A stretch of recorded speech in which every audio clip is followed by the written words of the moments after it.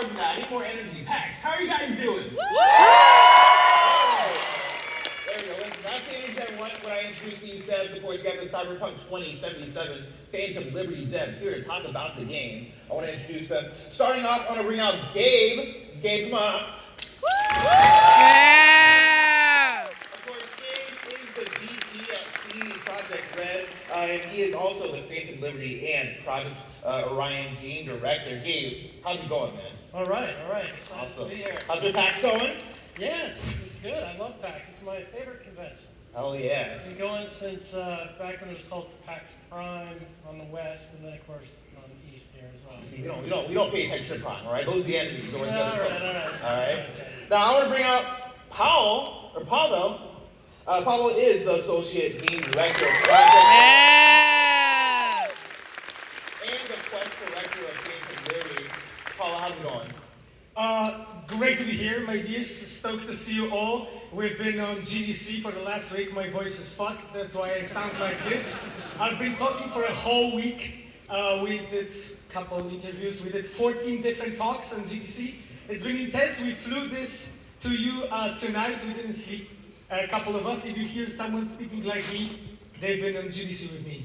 I just love that right before this we talked about whether or not we're going to curse or not. And I love that we decided that, hey, this is Cyberpunk 2077 we're talking about, so we're going to fucking curse. Right? Yeah! Next up, I want to bring out Igor. Let's get platform with Igor. Yeah! Igor is the creative director of Project Orion and also a Phantom Liberty veteran. Igor, welcome to the stage. Hi. How's it going, man? How's your PAX going so far? My what? How's your PAX East going? Perfect. Loving all the cosplays, Cyberpunk ones in particular. I joined Silverhand, I see you. Oh my goodness. That's awesome. We also have Sarah. Sarah, come on out. Yeah! Now, Sarah is the lead quest designer of Project Orion and also another Phantom Liberty veteran. Sarah, how's your PAX East going so far? Well, today's the first day. It's really awesome. Trying hard not to spend all my money on all the swag. Oh my goodness. It's so difficult. Now, are you also flying in from GDC as well? Yes. How are you holding up? Because I also did GDC. For those who don't know, GDC is the Game Developers Conference. Goes down in San Francisco. It's a full week. And so a lot of us came straight from GDC here to talk with you guys, hang out with you guys. How are you holding up? Trying very hard not to fall asleep. Well, that's right. Now, we got to crank up the Cyberpunk soundtrack to kind of get you awake. Last but not least, I want to bring to the stage Casper. Woo!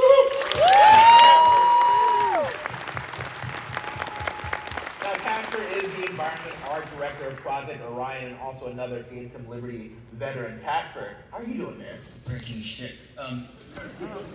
We got to get like a curse word counter, so I think we're at what, 3 so far? Oh, it's a Polish crew and Dave also is with us. Sorry, here, so it's gonna be fun. For It's sure. going to be a fun time. Are you enjoying your PAX East so far? I'm gonna lie, the first target was to get Starbucks real quick here because also I slept like 4 hours, well not slept 4 hours, not playing from GTC like Paolo said, but so far so good. We did like a 1 round, looks amazing so far. Oh yeah. See, that's where I want to start. Because we're here, we're in Boston, and I don't get to come out to Boston often. Right? This is the second time I've been to Boston. The first time was in 2019 for PAX East 2019. And Boston is so dope, man. And what I'm asking you guys is like, when you're in Boston, what is the go-to spot? What is the first thing you're doing? Is there a restaurant? Is there kind of food? Are you just immediately coming to PAX? Like, what is the vibe for you when you come to Boston? You tell me, I'm gonna take notes. Because we're here like for 3 months and we are in this moment, that is I am looking for places to go to eat, and this is still very much fun to explore this place and this city itself, which is... I've been told the answer is Dunkin' Donuts. Yeah! Yeah, I think I've been there. one way to put it is that I wouldn't say we've been here long enough to be authorities on the matter, but downtown is very cool, and where our office is at, we got some cool retro arcade places that I like to defeat Igor and Tekken at. Oh, I don't think this. How do you say it? You say Tekken? Tekken, yes. Tekken 3. Oh, so you're playing some old Retro, Tekken. yes. Oh my, have you played the new Tekken yet? No, actually, I haven't played it yet. Oh, you But gotta I want play to. the new Tekken. Yeah. There's this character in the name Victor. let me tell you, Victor is a beast. That guy can fight. Yeah, no, you gotta pick up the new But champion. Gabe plays Eddie, and it's just like, yeah, but machine gun. Oh yeah, doing all the flares, doing all the windmills. We gotta love Eddie. Yes. We gotta love Eddie. Any other Boston plans? Anything you guys have planned while you're in Boston for the rest of the week? I mean, when I'm in Boston, I'm mostly visiting banks nowadays. Because I had so many problems with banking system. I can tell No, you. please, we know. I can tell you so many great stories actually about the American banking system. So yes, I've been introduced to that. Visited a couple of times, had great conversations. So that's been my Boston experience so far. Oh yeah, love to hear it. Now, of course, this is the first time that Cyberpunk 2077 Phantom Liberty is being discussed with the game's key creators right here in front of an audience, which is really exciting. And like the first question that I want to ask about the game, right, is, you know, we are 6 months, 7 months past the release of Phantom Liberty. How does it feel? You know, like again, the Phantom Liberty is a DLC, is an expansion that I think so many of us loved and enjoyed and had a great time with. 7 months later, like, how does it feel to put this thing out to the world? It feels great. Like it was, I tell you, as we were leading up to launch, we were nervous. Yeah. For sure. We kind of stuck to our guns about like feeling like the kind of right decisions we wanted to make, what we wanted to expand, what we wanted to do with 2.0 and Phantom Liberty, and we felt, you know, confident amongst ourselves, but you just never know. You never know until it's out there in the public. And so 6 months afterwards, definitely quite a relief. Feeling good. It went well, and players seem to enjoy it. Was there ever any worry coming out in 2023? Because with 2023 in video games, we're talking about a lot of big games, right? We're talking about Zelda Tears of the Kingdom, you know, we're talking about Baldur's Gate 3, we're talking about Starfield, right? Like, you guys are coming out with this big RPG release in a year full of big RPG releases. Was that ever a worry for you guys? Go ahead, Brian, if you want to take. What? Go ahead and answer.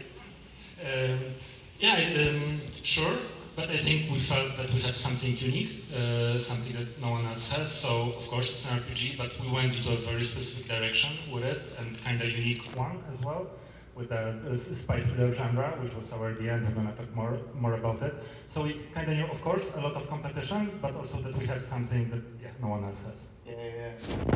I mean, how about for you guys, right? Like, again, coming out in fall 2023, a packed year for video games. I know for me, the thing that I really had fun with in our Game of the Year discussions at Kind of Funny, and just in general, where, oh man, this expansion is so good. Can we put it on our Game of the Year list even? And I saw you guys were making like a lot of Game Awards nominations and whatnot. Did that surprise you to get those nominations despite being an expansion? I mean, absolutely, it surprised us. You know, like you always do your best, but you never really know exactly how it's gonna land. Because like, at the end of the day, you're the judge and executioner, you know, so to say. So you vote with, you know, with your voice, with your wallets, with what you say on social media, with, you know, word of mouth, you know, what you say, tell your friends, how much time you spend in the game with your reviews.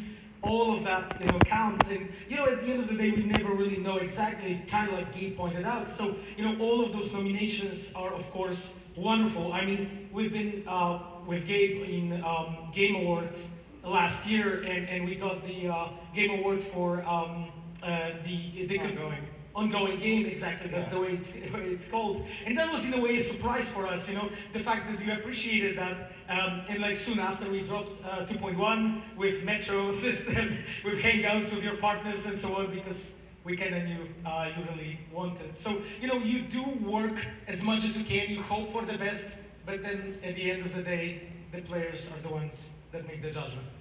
How long does that honeymoon stage last with a release, right? Like, again, we're 6 to 7 months past Phantom Liberty coming out. I know you guys are working on the next thing, Project Orion, which I'm sure plenty of us here are excited about. Are you guys still thinking about, oh yeah, you go ahead and clap, you can give a clap. Yeah! Are you guys still thinking about, you know, the like the post-release of Phantom Liberty, or are you guys just on to the next thing? I mean, we are having a lot of fun on to the next thing, no doubt about that. But do we still think about it, still play, still talk about the little updates coming out and stuff like that? Yeah, for sure. And as we're approaching Project Orion, for sure we think about it in terms of, you know, what worked, what do we want to push even farther, just sort of generally speaking, with the experience and how we approach a bunch of different systems and content in the game. So yeah, it's very much part of our conversation still, I guess is one way to put it.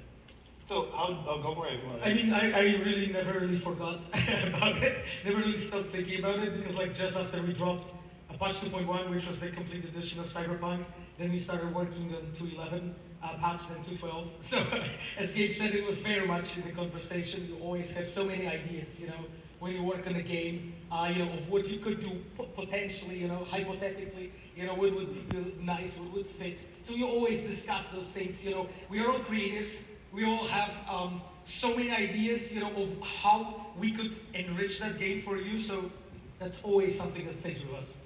So what's the relationship with the game now, right? The one thing I always wonder for developers is, you know, you make this game, it's a big open world action RPG that, you know, people get to play, right? Like, you've spent years and years and years with this thing, working on it.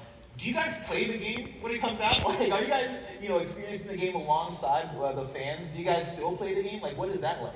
Yeah, sure, but usually you need to take a little break between when you finish and you're actually ready to play it. Wait for the patches and so on. Nice one. And we play like regularly as part of our development process. We played a whole bunch leading up to the launch.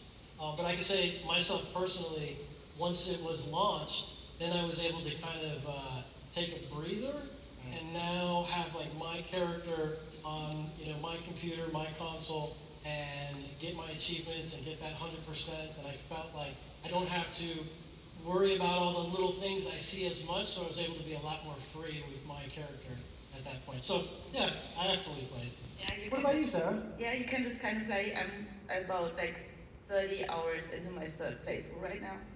Because I started again after Phantom of Liberty, but then had to stop at some point again and played something else, and now I'm just always coming back to it, play it for a few hours, and then, yeah. But yeah, I enjoyed this, even as developer, just to then dive into the story and just play it instead of constantly being on and, yeah, okay, we need to improve this and this.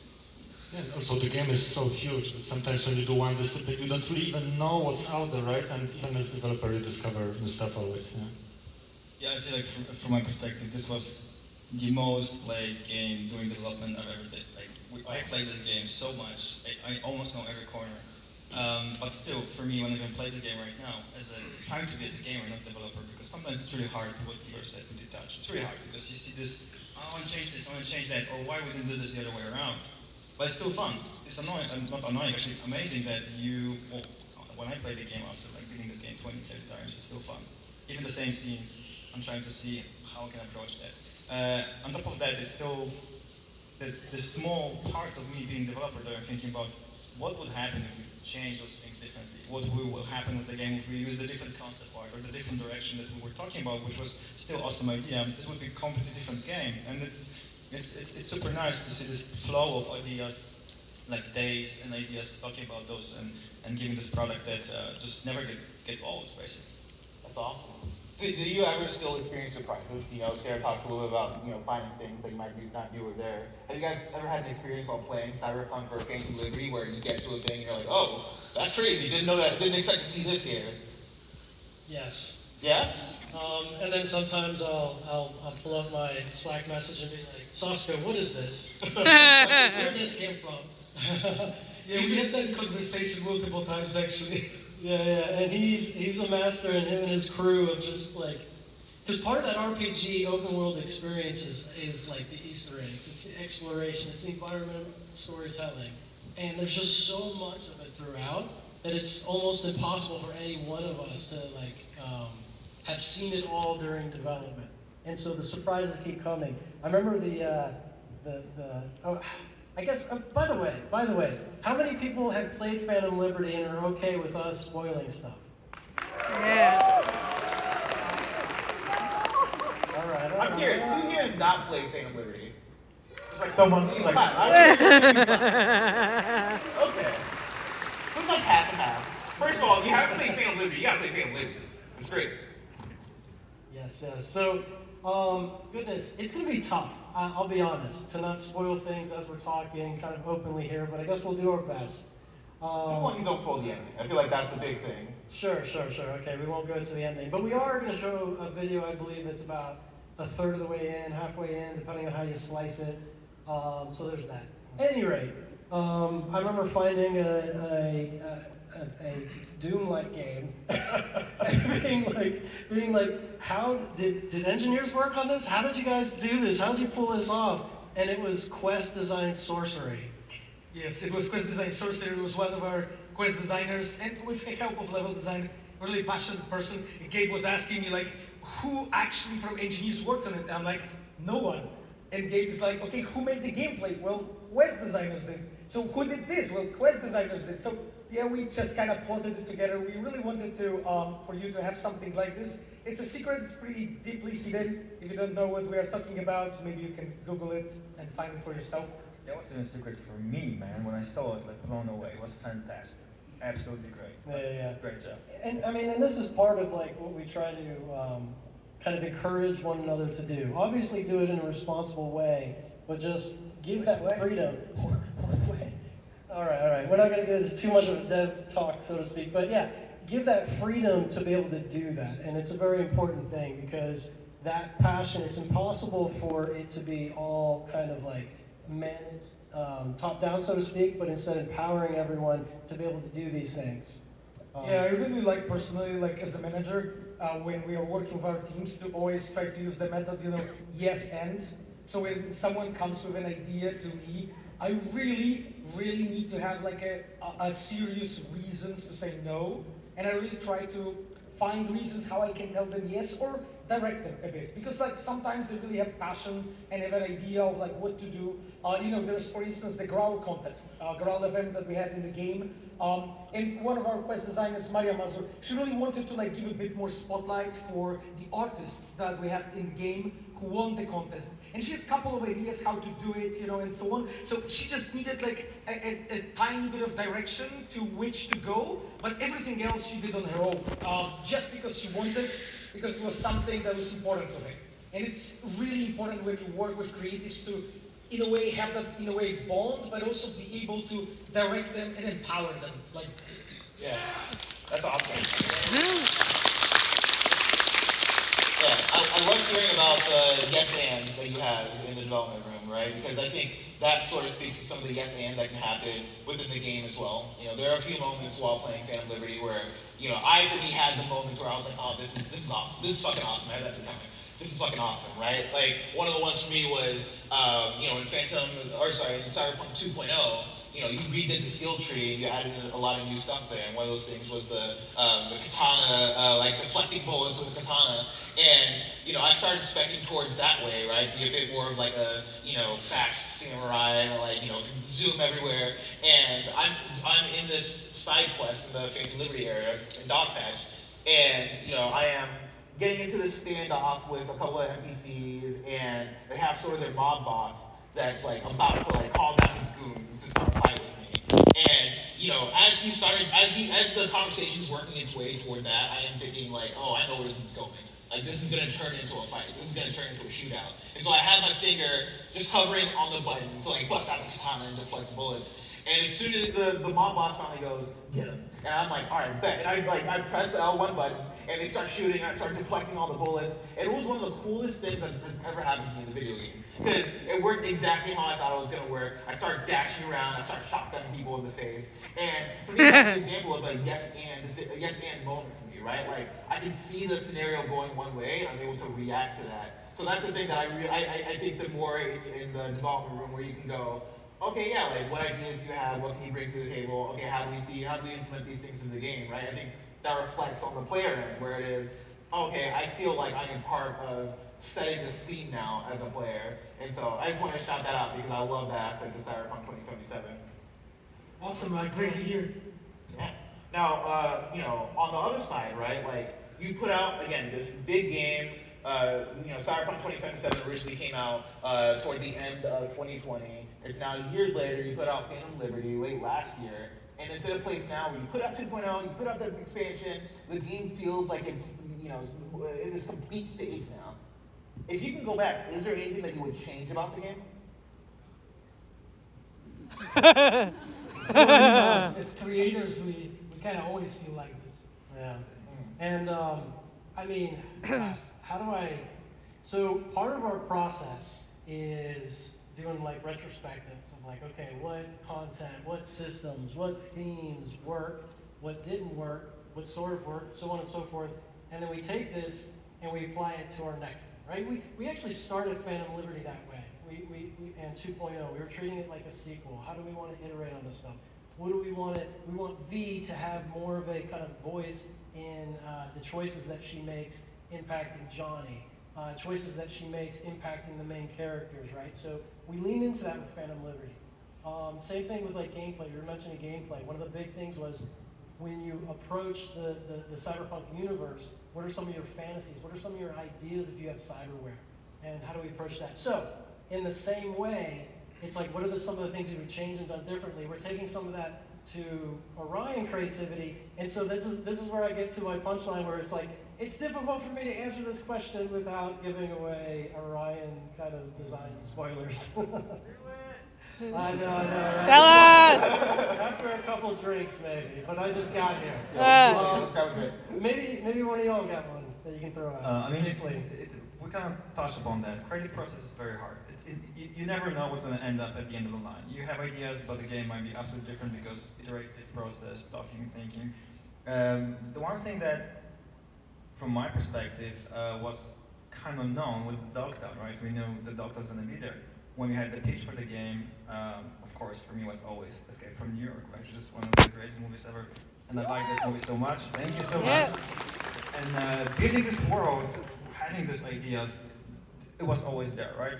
But there's so much more you can do to make those ideas be your own unique. Because whenever we build a world, as Cyberpunk, it's not fantasy world. It's actually a world based on real life rules, right? This was one of the biggest building blocks for our games, trying to build the worlds in a way that everyone can understand those things, right? So they're based on real life events, real life logic. There's no Dogtown, there's no Night City to go to take pictures, references, there's nothing like that. So we, all of us, with our art directors, Paweł and Kuba back in Poland, were trying to make this world believable. So that was known.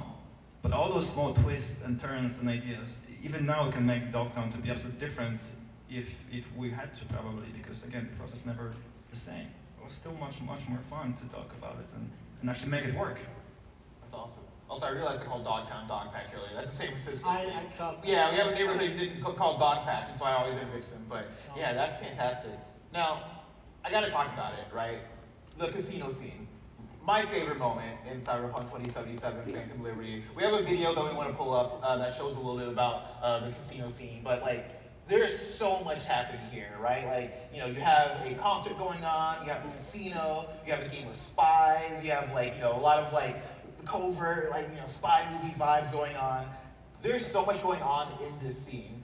For you guys, would you consider this sort of the pinnacle of what you're able to do with the Phantom Liberty expansion? Well, we try to have one pinnacle in every quest, actually, and if you think about it, there's like a banger every like couple of scenes or minutes. This one, it addresses a specific fantasy, so taking a step back, like this whole expansion, in opposite to the base game, which is like this huge open world, and you need to actually have a lot of like different genres and themes and stories to fill the world.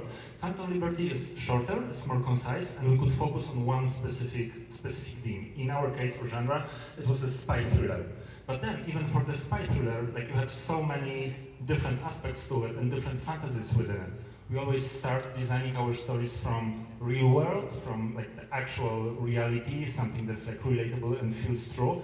But we also try to add this, let's say, pop culture spin on it.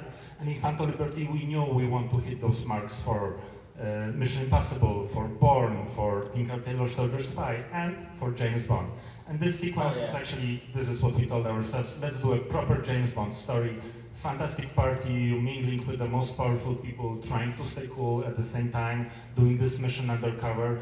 And then, like, with this top idea, let's say, in mind, we approached every single beat in this. This is, by the way, usually how we work. For each both scene and sequence, we try to find this one, like, director's statement, something really short, but like encompassing the whole vision. It's more about like the feeling you want to get. And James Bond Party is one of those. And then every choice you make, you try to does it work for this James Bond plus Cyberpunk theme? If it does, you do it. If it doesn't, you try something else.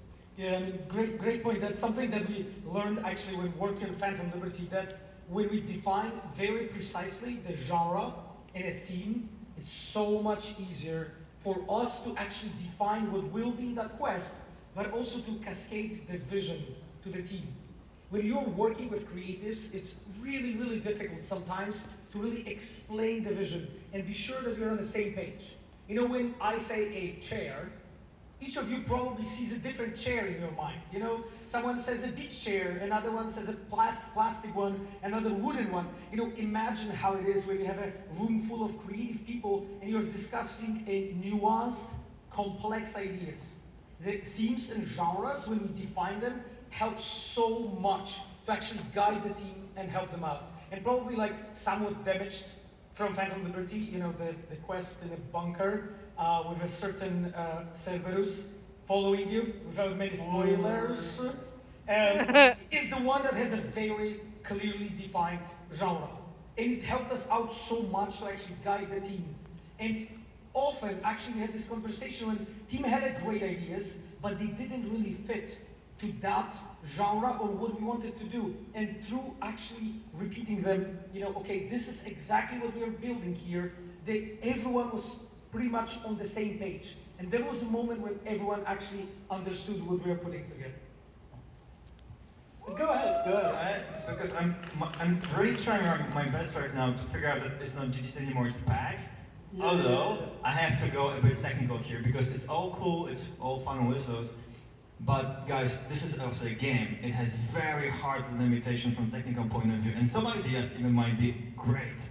We might not be able even to put them in. Like for example, the casino scene is a great scene because this was outside of Black Stadium was the most heavy scene in the whole game because of the biggest crowds. Mm-hmm. There's an awesome vista for the whole night city. You can take a look and just looks awesome, although it makes the whole thing so much more challenging. So outside of Pavel said, aligning every single team in the company just to make sure the same vision for this scene, for this environment, for the whole flow for the quest, and then make it even work on our hardware, that's another complicated layer of complexity. So it's fun, and when it worked, you're like, oh my god, it happened, it worked. It's absolutely great feeling, although it's stressful sometimes to get there, right? And Gabe's like, why this shit doesn't work?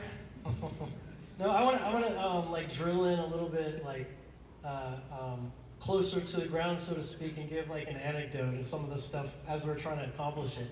Because early on, I remember we had conversations or whatever about like the whole idea of Bond suddenly opening. Because right before this scene, you put on your outfit, right? You change, you infiltrate it, so you got that whole spy fantasy. You put on the outfit, and we wanted to have it there where you just like open the door and then you're right there in the party, and it's like, and then you grab the martini or the champagne. We didn't go that far with the Bond metaphor, and then you're in the party and you're just blending in, right? But we did some level design and some environment art, and it ended up being that the entrance to the area was farther away, and then you could totally see the party from afar, and you were approaching it, and so it lost some of that punch that we wanted.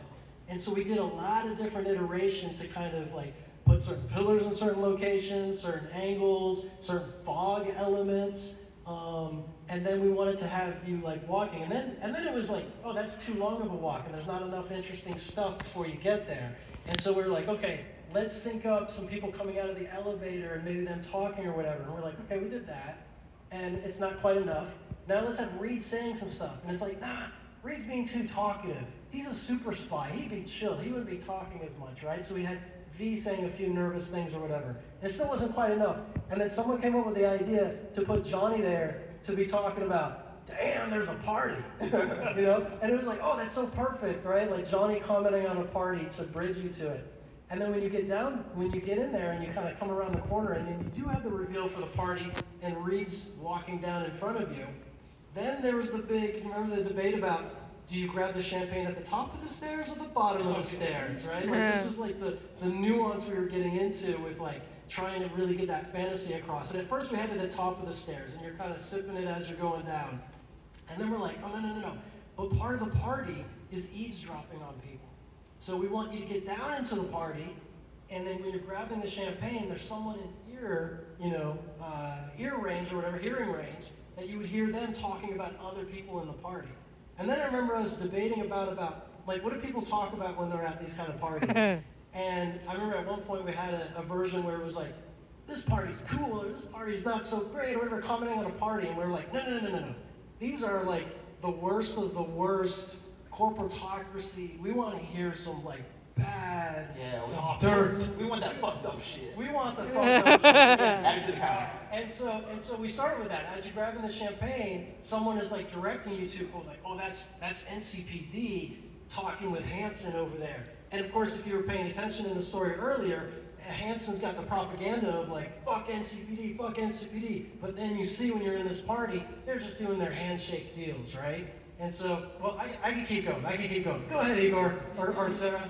No, for me the thing is that's only like one conversation about one specific scene that we're having. Now imagine us having this type of conversations for pretty much everything, because I remember how we, for example, iterated also like on the opening gate, right? Or what would be presented when you go into the stadium for the first time.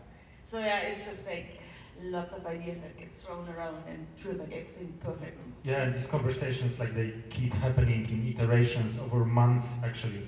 And I think this is part of like being the developer skill, is to every time you like play the game again, you test it, to try to imagine it as if someone was playing it for the first time. And it's really difficult after you saw the same thing like 50th time. Every time you really need to like reset yourself and like, is the pacing good? Is like, am I looking where the players were looking? Does it all flow well? Yeah. And it's really easy to lose it. Yeah, and just to underline that, it's a very different ball game when it's like open world, like an open area, and you go every different direction as opposed to it's linear.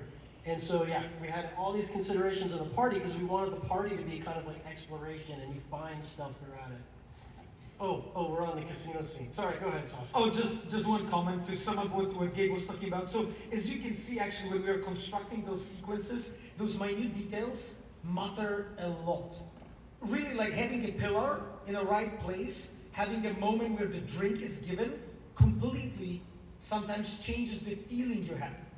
And we as a developers, as designers, what we are trying to do, we are trying to direct your thoughts and your feelings when you're playing the game. To really take you with us for this adventure, to in a way seduce you for this really epic story. And we can lose you even having a pillar in the wrong fucking place. You know what I mean? Like that really tiny thing can actually change so much. Yeah, the same with the timing. It's like literally you sometimes leave 3 seconds too much of like idle time, and players are like already. It's like Uncanny Valley. Yeah, it's like this is awkward. This doesn't feel real anymore. Authentic. Yeah. You're talking about pacing. One thing I want to shout out is, I think you guys absolutely nailed the pacing in this entire scene. And I think one way that you know that the pacing is good is when, there are certain set piece events happening, right? Like the one I would shout out is the concert. We saw it a little bit earlier in the video where, you have the performer coming out on stage, and then you have like the big wings lighting up behind her. When I was playing the game, I couldn't help but to stop and just stare. Be like, oh, this is so cool, right? The fact that for me as a player, I was like, yo, I'm gonna pause for a second, and I'm just gonna watch this thing happen because like, this is so cool. I think that is a sign of like how well that is paced, right? That I want to take my time, that I want to like, take it all in. I want to shout out that. I also want to shout out how good Idris Elba looks in this game. Yeah. You guys nailed Solomon Reed's character. Like, even as I was watching it earlier in the video, I'm looking at it, I'm like, that's Idris, man. That's like after Luther. I love Luther. I love that you got him for the game. And also seeing him and Keanu Reeves, like kind of in the same scene side by side. Cool shit. Like that's some fucking awesome. Funny insight to that. Sorry, I don't know. Maybe you were gonna say it, but when Idris saw himself and he was studying it, he's like, "It's good." He's like, "You make me a little bit more buff than I am. Thank you." he's slightly like stronger bulk here. Yeah. So I actually wanted to tell a different story. When I was talking to Idris, I was actually telling him how much we have been studying his face. Because the thing is that he is playing in a very specific way, and his facial poses are the ones that we couldn't really fully recreate using our rig that we had in a given time. And there's two things that are like identified by our animators that are like really iconic and important for his face. And it's his left lid that is slightly slower than the right lid. It is slightly lower as well. And second thing is his frown. Between his eyes, the frown. And getting that frown right was really the moment when that face really started looking like him. Because when you have a great texture, animations and all that, it was almost there and we could see him, but the moment when we get that frown right and get our riggers actually to update the face rig and really make it sure that it works, and our animators spent a lot of hours just studying his face. And I remember talking to Idris about it, and he was amazed how well I knew his face, because I heard all about all of those details, and I was able to tell him exactly how his face works. I can't get any cold. That's when he's like, we gotta call the police. We gotta call somebody. So he's just studying my face. That's incredible. Man, well, shout out to the casino scene. I want to move on, but do we have any last words about the casino scene? I mean, there's so much that we can say for so long. This part right here, right? Like, I remember us having conversations about the anticipation of like, is Reed alive? What's Reed's situation? And building it just right with the beats and Alex talking to you in the elevator. And when you come down, we wanted the non-linearity. We talk about non-linearities a lot. We wanted, like, if you were able to pull off that working really well with Reed in the section before, the sniping section before, that then they would let you pass. But if you muck that up, then they'd be like, recognize you, and they'd be all on top of you. So yeah, I mean, we could talk about this scene for quite a while. Igor, you wanted to add something? It looked like you were about to. I would like to, but no. No, go for it. No, we got time. We got time. Yeah. No, for example, like even the roulette scene, I remember this is kind of like you try to take the genre and that cyberpunk spin on top of it. So like we knew that we will, like in the game, you will be pretending to be someone else, but we started with like, okay, so maybe we'll just scan their faces and get masks. And then it's kind of like yes and we try to push it further, like, but what can you do even more in cyberpunk world? Maybe you can fully steal their identity, like everything, how they move, their tone, their like micro movements. So maybe let's make this scene about actually stealing like the whole personas, not just scanning their faces. So yeah, and I have 20 more anecdotes. So, question for you guys. Again, I love talking to you guys as developers, right? Because you guys are on the other side of, working on the game, making these things. You're talking about all these decisions that you're making, make sure that, you're curating the experience just right for the players. How is it like, when the game first comes out, right? Like, is it a nervous feeling? Are you immediately like on Metacritic being like, oh, what are they saying about it? Like, what is that feeling like? Well, I think there's different ways to cope. Go ahead. I would just say it's terrifying, simple as that. So, I know how it actually goes for you, but for me, I was stressed, as everyone was.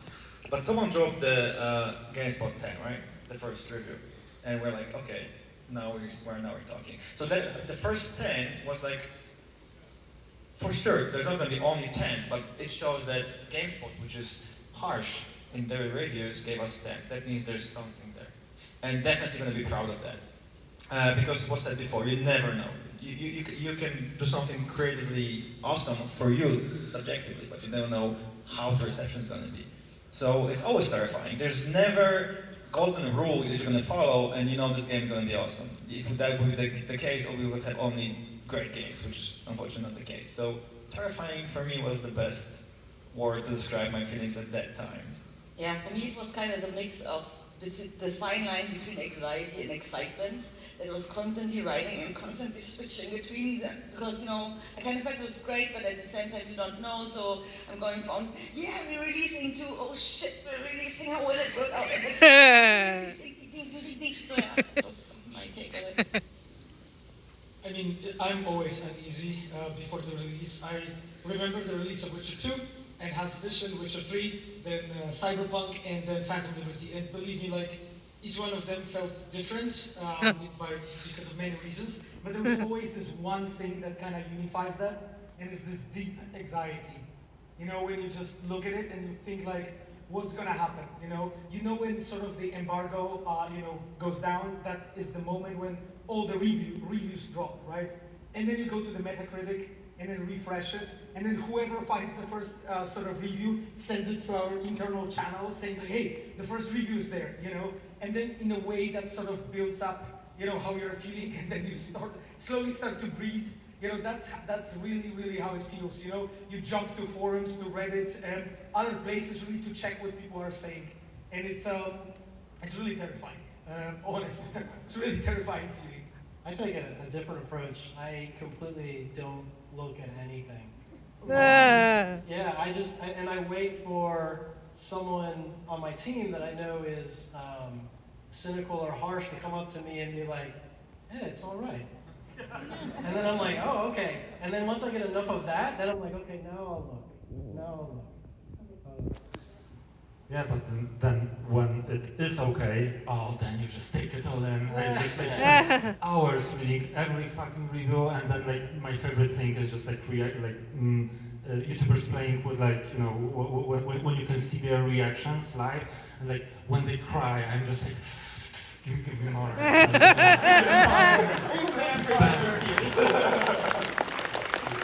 awesome. Yeah, and for me, it's not just the releases, right? For me, I kind of have this feeling like every time we do something like major. Like for example, I still remember the Keanu Reeves reveal that we did, and I was just watching hours and hours on end just on reaction videos of people getting excited, right? And it's just like, oh, amazing. Yeah, I still do it when I'm sad. Yes. Like, I go on the internet. Yeah, when I want to hype myself, I definitely look at the 2018, when we hacked the conference and the Microsoft conference in the review in 2018, Keanu on stage. I was actually fortunate enough to be there in person, so I was just waiting for like, I don't know, 40, 50 minutes to this finally happen, and when this whole like stadium almost erupted when he actually walked out, everything was shaking, seriously, like that feeling when he was there, and actually how perfectly it played out, because like Keanu is a very like humble man, and this mix of like shyness and him actually trying to talk to the people about what he wanted to tell them, but in the same time he was like kind of caught off guard by the reaction of people to him, and that mix of feelings, it was incredible to see, really. And these reactions, and there's so many compilations, right, on YouTube of people reacting to that moment or to hacking the conference. And there's been a couple moments like this in the history of our studio that I often come back to. It's also, when it happens, I mean, in this case, fortunately it was a great release. It's a super nice team, let's say, celebration, right? Because you can sit down, give a high five, give a hugs, and you're happy, yes, we did it. It was hard, it was terrifying, it was tough, but it was worth it. I love this moment, because it just shows that all this hard work, all this unease, you never know what's gonna happen.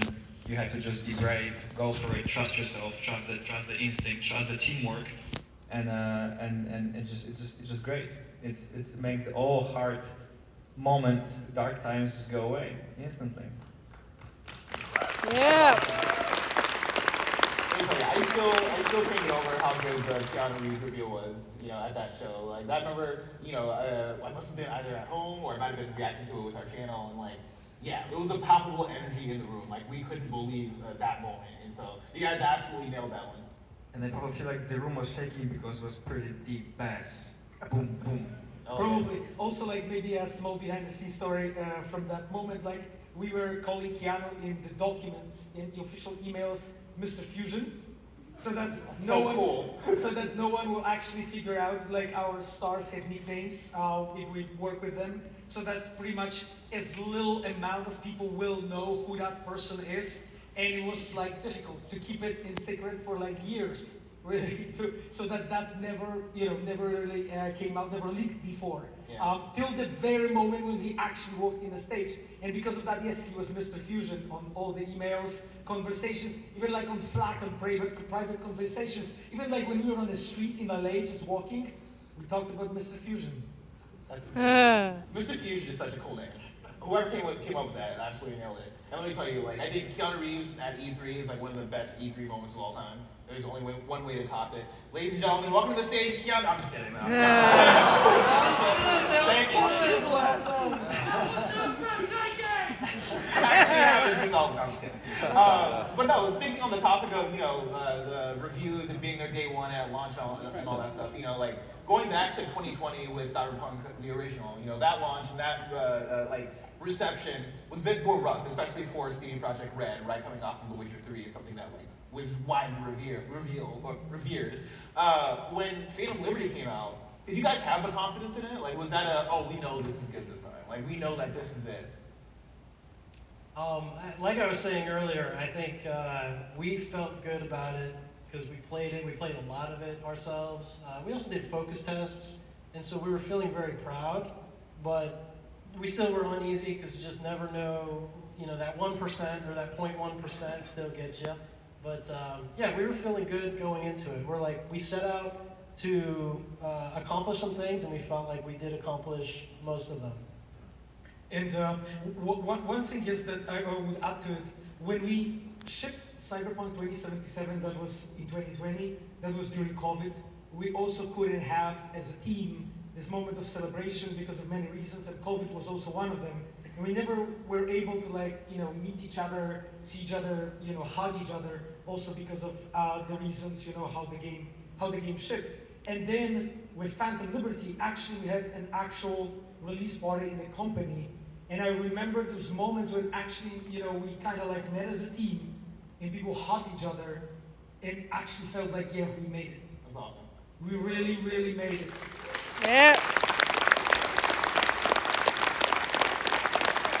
And I'll just add one thought to it. You know, like, it's maybe hard to see it from a player's perspective, but when you work on AAAs, those are made for like 5 years, 6 years, 12 years, depending, you know, the project IP and the game.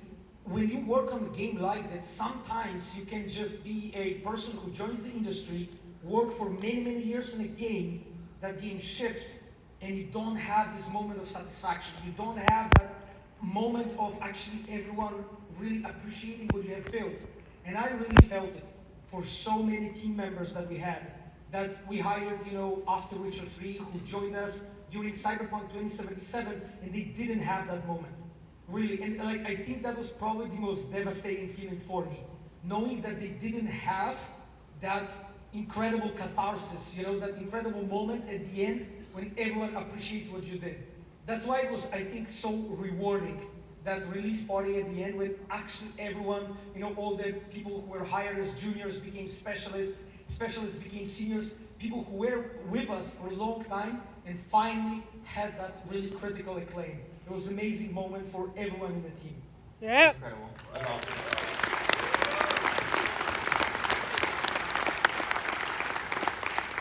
So, in working on Phantom Liberty, I guess internally in the studio, CD Projekt, right? What would you say were the things that changed the most between the launch of Cyberpunk 2077, the base game in 2020, and the launch of Phantom Liberty years later? Well, so many, like almost everything actually. It was actually the release of the base game was such a huge lesson for us, and sometimes like you grow only after you make mistakes, and sometimes mistakes are just the best ways to develop yourself. So we changed everything, like the whole way we work, from this very like separated teams, really long-term planning, to the agile model. I won't bore you with like production details, but a huge consequence for the quality of game. We basically created those multidisciplinary teams. So like each quest had this, they're called pods in different companies, content teams in our case, where you have like a couple of people from each discipline. Like, so you have both environment artists, cinematic designers, you have story writers, quest designers, audio, VFX, lighting, and so on, and together, as a team, they work on some specific part of the quest. And it may seem obvious, but for the base game, we didn't work like this. You had a story team, and they were doing their own thing. A cinematic team, they were doing their own thing. And the way we mixed people, it gave our teams so much more like ownership and creativity. People also got like really much closer to each other.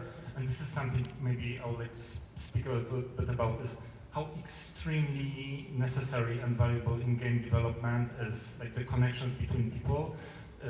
Communication, something like that Pavel mentioned with the chair, but also just like trust in a way, and feeling safe with others, especially when you're doing creative stuff. Like, you need to feel safe to propose different stuff, to do yes and. And even if the idea is not always good, like, you need to have space to be able to propose it.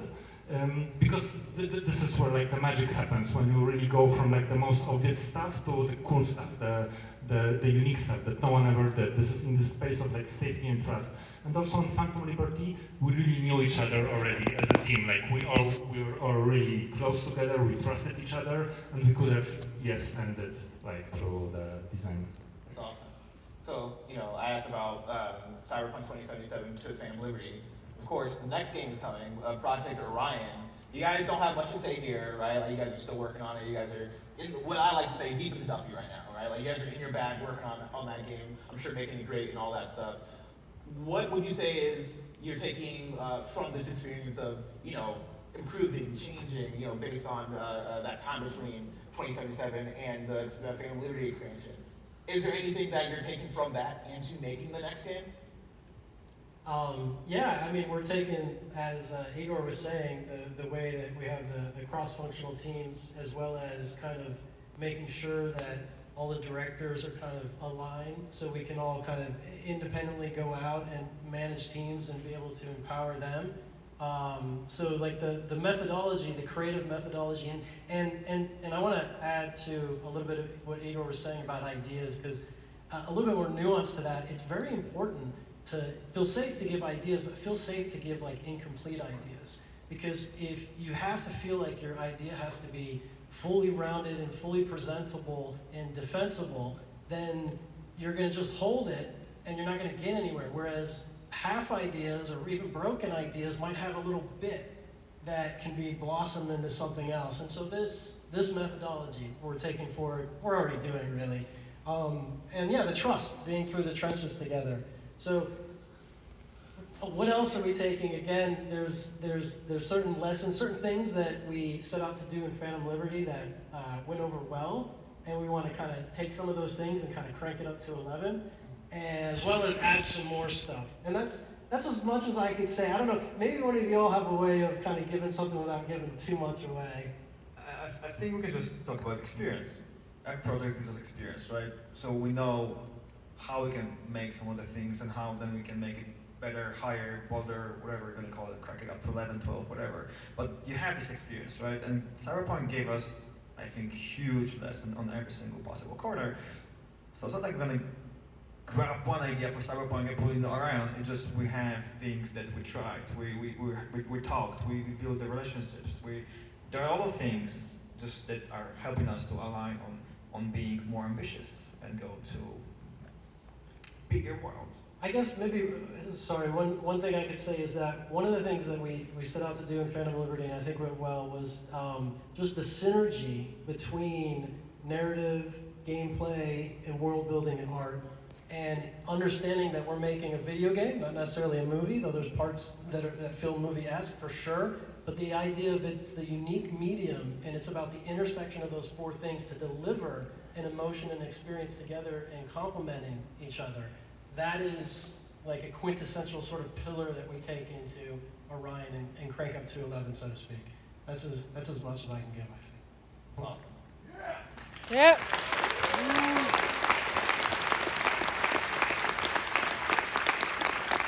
Gabe, Pavel, Igor, Sarah, Catherine, thank you guys so much for joining me here. We're running out of time. There's still a couple things I want to shout out and want to do real quick, but I want to thank you guys for letting me be your host, right? But then also sharing so much about the development of Cyberpunk and the future of Project Orion. Crowd, can we get an applause? Yeah.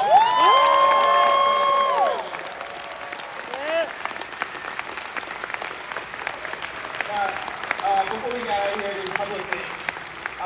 We're going to have a meet and greet with the developers right outside. And so if you want to talk to these folks, we're going to be out there. So introduce yourself, talk to them, tell them how much you love the game, how much you love the expansion, all that good stuff. One more thing though, we want to take a picture with the audience. Right? We want to take a picture with the Cyberpunk community. And so we're going to have somebody come out. I want you guys to stand up. Let's position ourselves.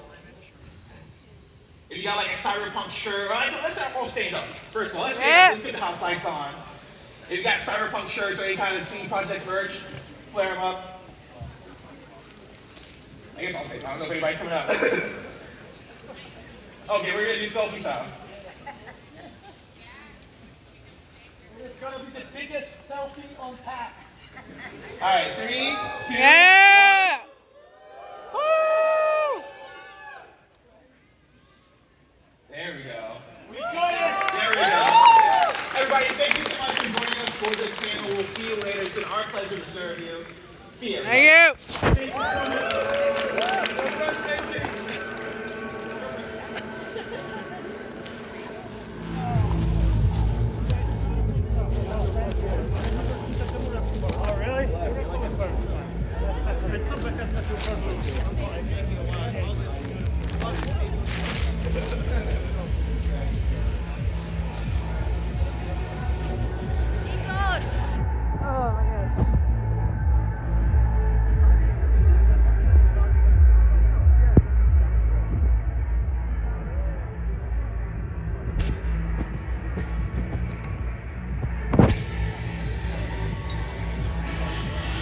yeah, that was really my favorite part too.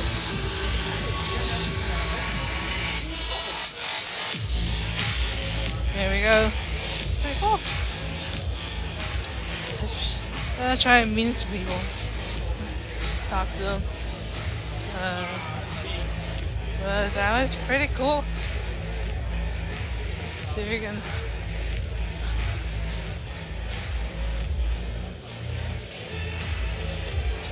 Those are the bathrooms.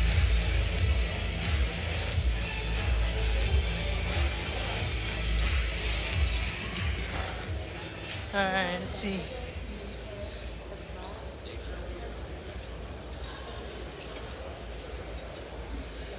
Are they out here?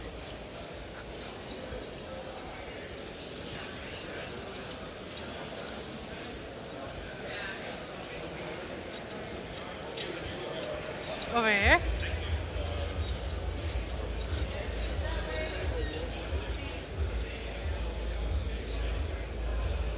What is this? Over here? Line up all the way to that back of that wall. We'll just probably follow this all around that. Well, at least they won't be in the way of their bus.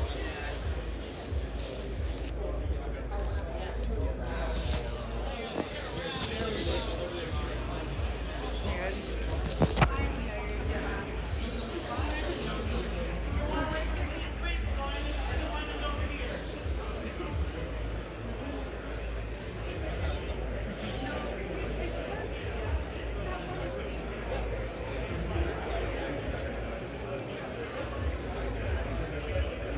Should have brought my business card.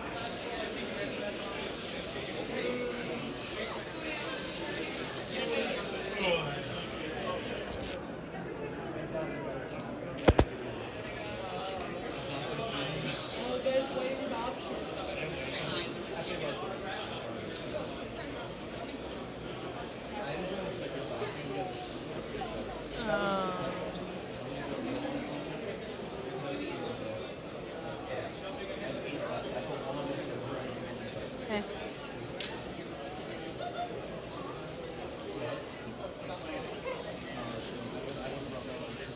Modern problems or modern solutions.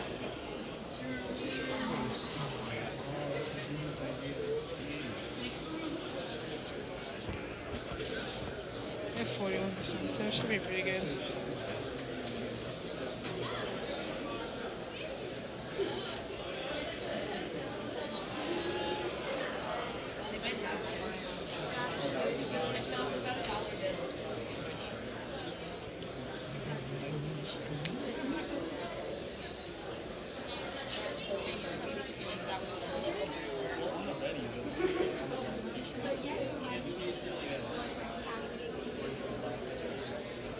Right here.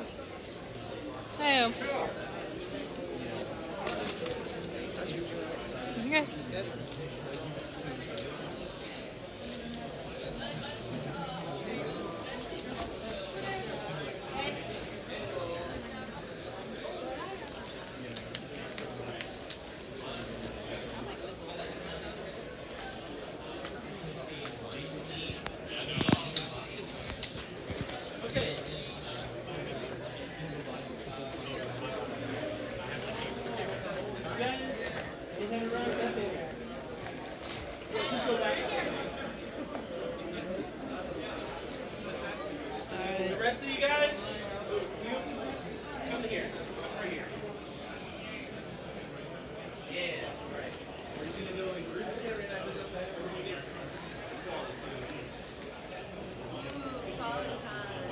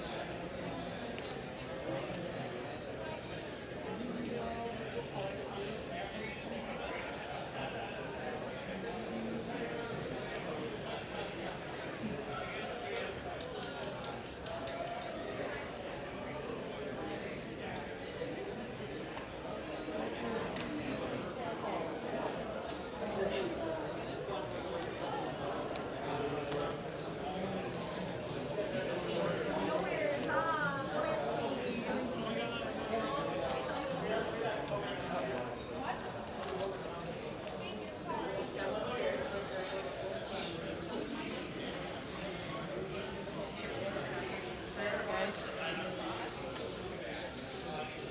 Just wait around. Wait.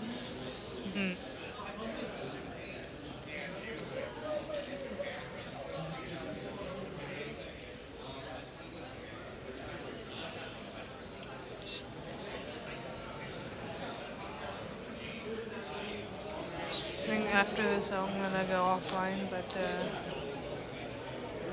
see, I do the flip side.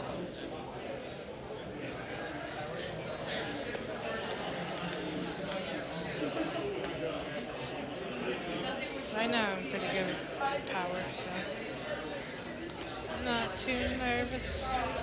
I'm going to the party afterwards, so that I'm not going to record, but I'll talk about.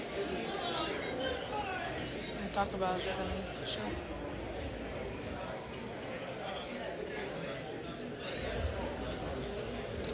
Probably should have.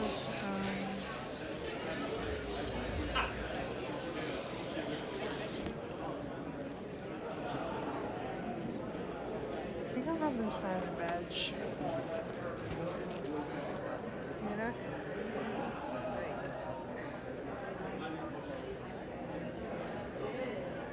I'm keeping this no matter what. I think that'd be pretty cool.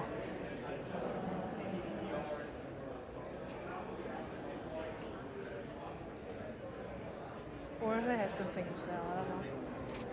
Maybe.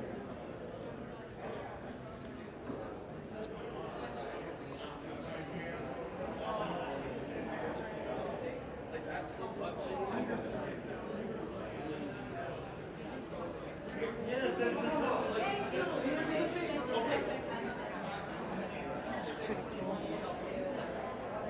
So far I've had a good PAX experience. No complaints.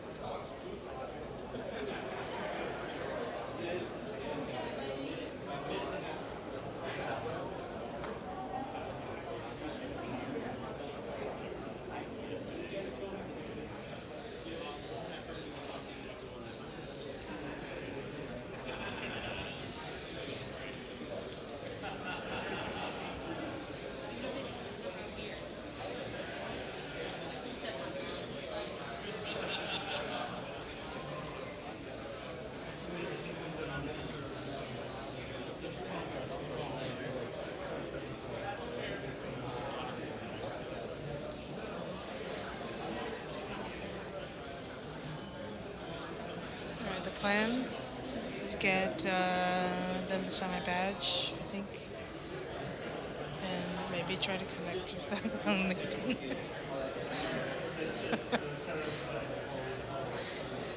Shoot my shot.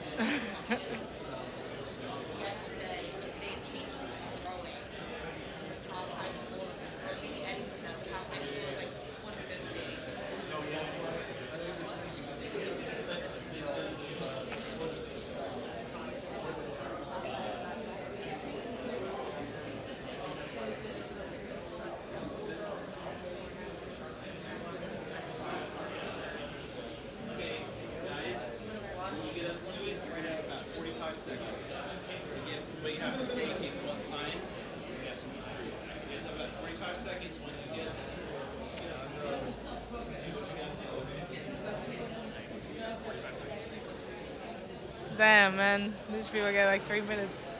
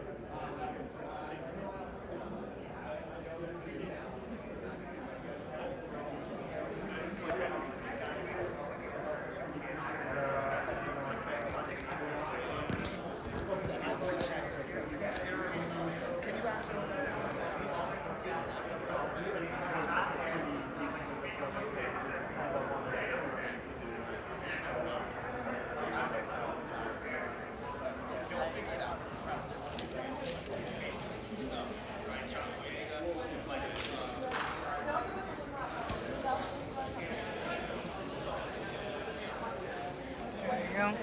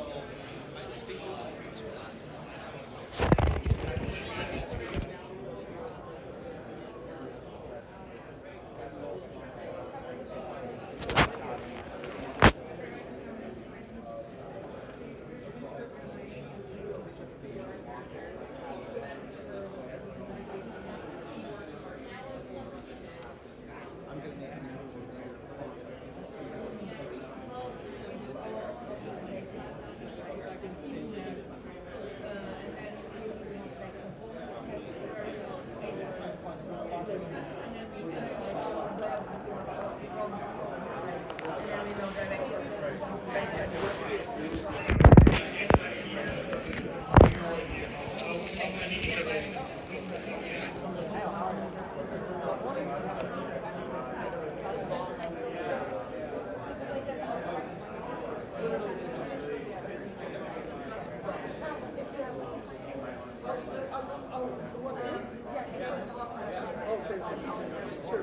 you so much.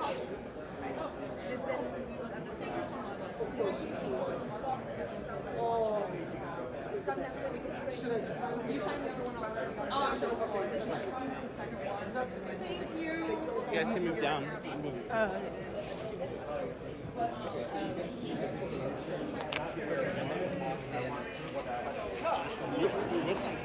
Hi, you guys. Hello. Nice meeting you. Nice to meet you. My name is Pavel. I'm Linnea. Nice to meet you. I would love to connect with you on LinkedIn. Oh, of course. If you want to look, let's do this. I learned this like very useful trick. So if you're in LinkedIn, you probably know this. Like actually, students taught me that. So when you type in a search, and then there's this QR code thing, and then when you scan it, it will open you my